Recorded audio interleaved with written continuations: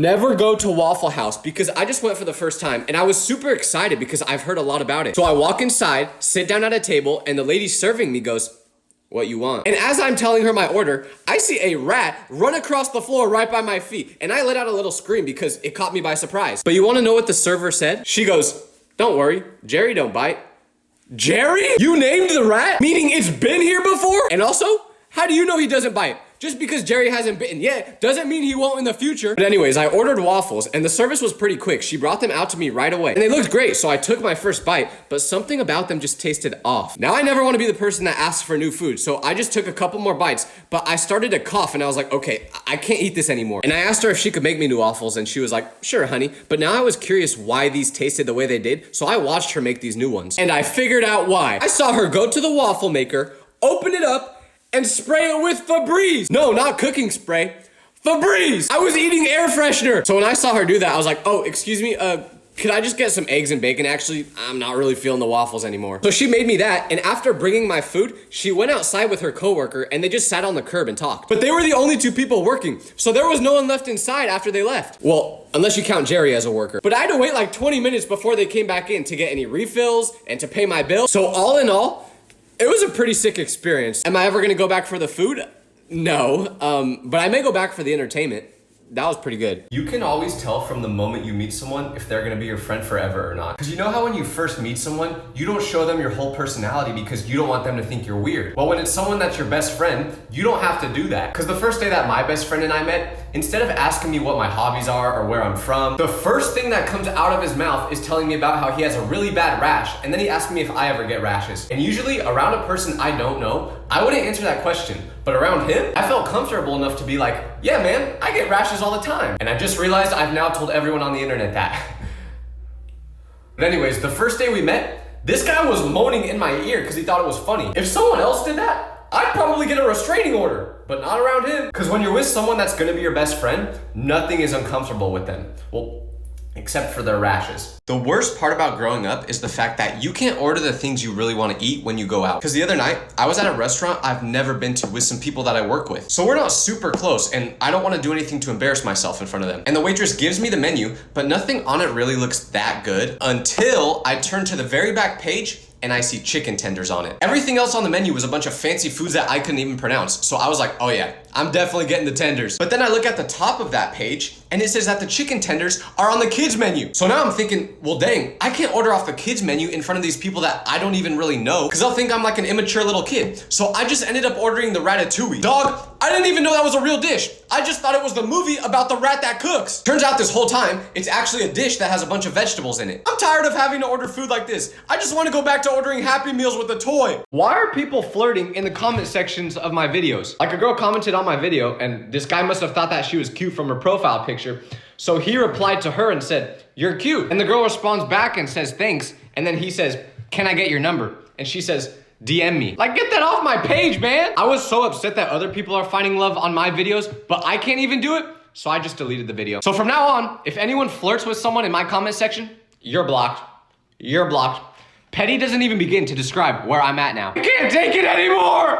Does anyone else have a friend that will answer a FaceTime no matter what they're doing? Because tell me why I just FaceTime my friend and he answered in a suit and tie and he started whispering. So I was like, "Why are you whispering?" And he said, "I don't want the judge to hear me." I said, "What do you mean you don't want the judge to hear you?" He flipped the camera around and this man was literally at court. He was in the middle of jury duty and he answered my FaceTime. So I said, "You didn't have to pick up. Why did you answer this?" And he was like, "Oh, I don't know. I was just kind of bored." But the craziest part is that I looked it up and apparently you're not even allowed to have your phone at jury duty. How did he do this? This guy could be on top of Mount Everest and he would still answer my FaceTime. I don't get it.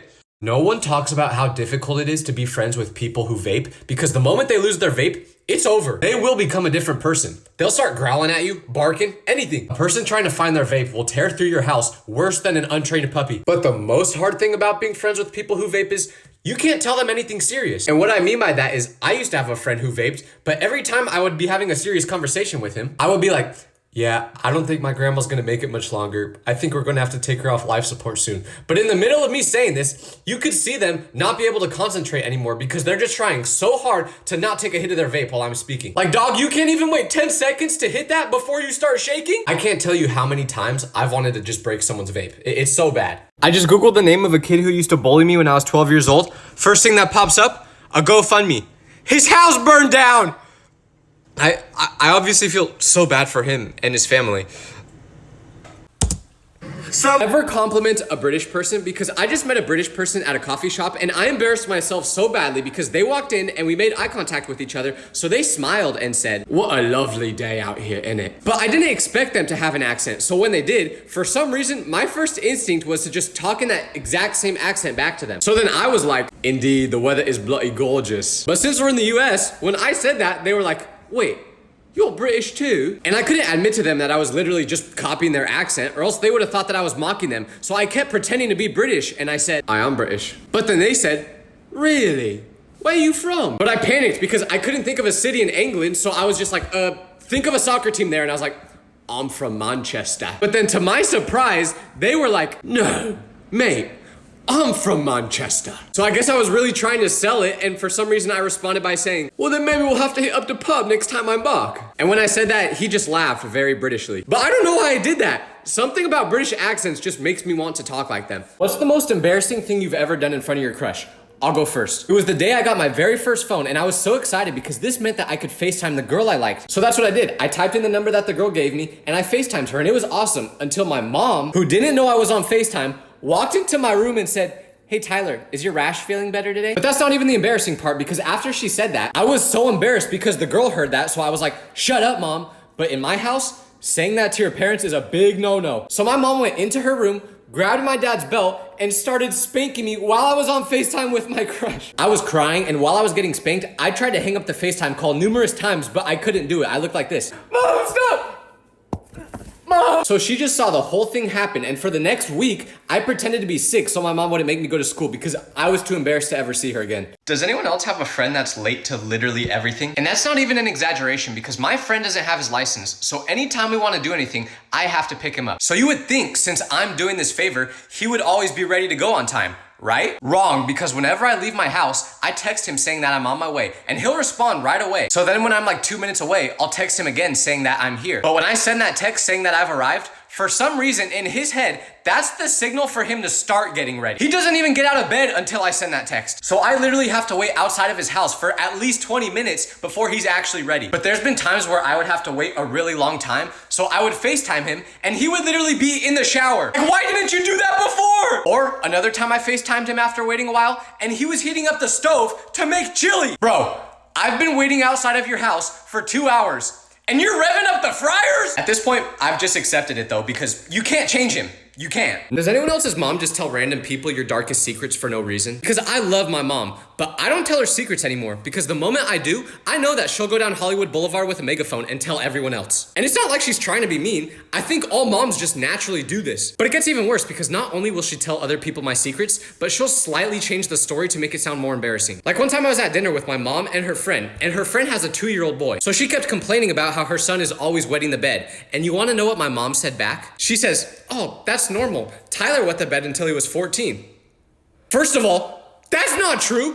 I stopped wetting the bed when I was like a lot younger. But one night when I was 14, I drank too much water before bed and I ended up wetting the bed that night. But second of all, why would you tell them that? She wasn't even asking about me. You initiated that. Like, I get that you want to relate to her, but at what cost? And if you're gonna tell everyone my business, the least you could do is not make it sound worse than it is. I can't even blame her though, because she doesn't do it on purpose. I'm just tired of her accidentally cooking me. You know how people say the customer is always right? That is absolutely not true. Some customers are just stupid. Because I used to work at a clothing store, and one time a customer came up to me with a shirt in their hand and they said, excuse me, do you have this shirt in a medium? But I checked the tag on the shirt that she gave me and it was a medium, so I was like, actually this is a medium. And she was like, no, it's not, because I wear a size medium and this shirt is way too tight on me. It must be a small. So I was like, whatever, I'll get you another shirt. So I go get her another medium-sized shirt as she asked for, and I give it to her and she tries it on and it's still too tight. So I said to her, ma'am, do you maybe want to try a large shirt on? And then she said, no, I don't want to try a large shirt on. I'm a medium. Your sizes are just all wrong. Ma'am, that is a medium-sized shirt. You're not gonna wanna hear this,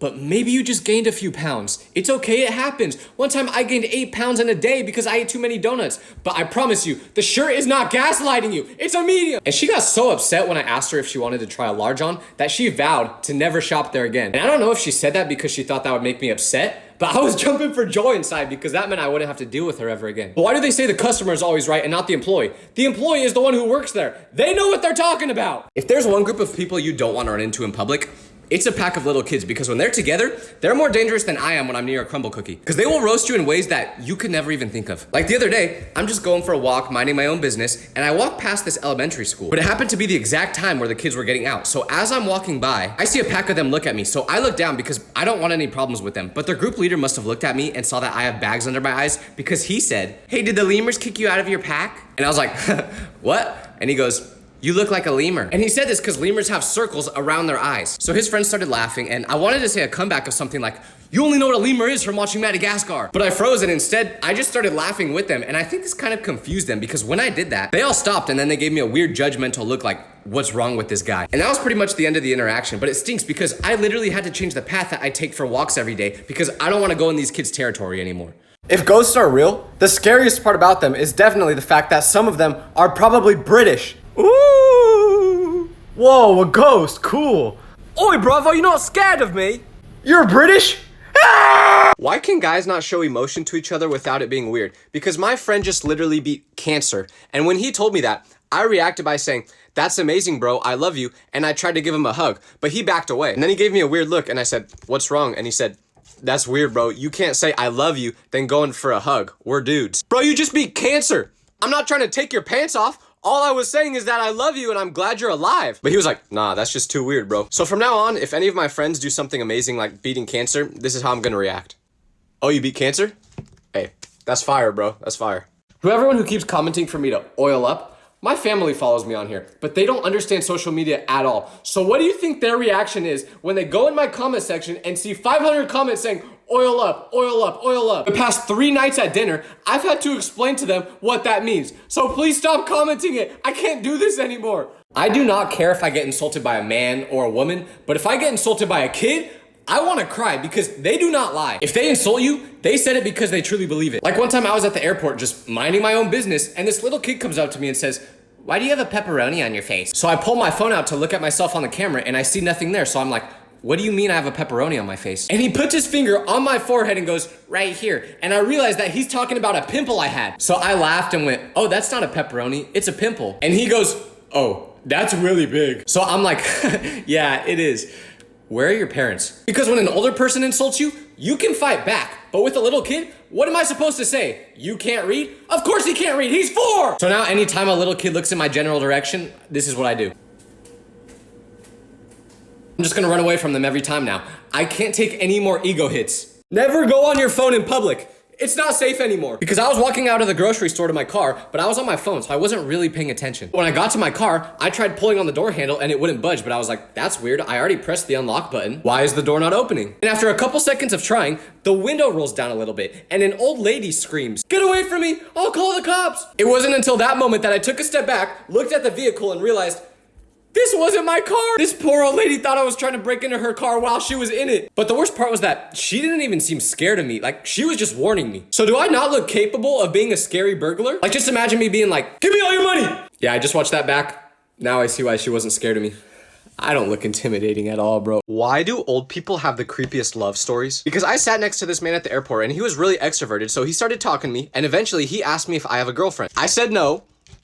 Of course. So he started telling me about his past relationships and how he met his first love. But it was insane because the more I listened, the more I realized like, this is low-key illegal. He told me that there was this gorgeous girl in his neighborhood that he saw one day and that she would go for a walk at the same time every day. So he started following her on these walks because he wanted to see where she lived. But it gets worse because then he told me that he bought binoculars so he could follow her without getting caught. So the more that he talked, I was like, wait, you're a stalker. So I'm thinking, well, that relationship obviously didn't last long, but the craziest part is that I asked him what ended up happening between them two, and he said they were married for 53 years. Is this how all relationships happened back then?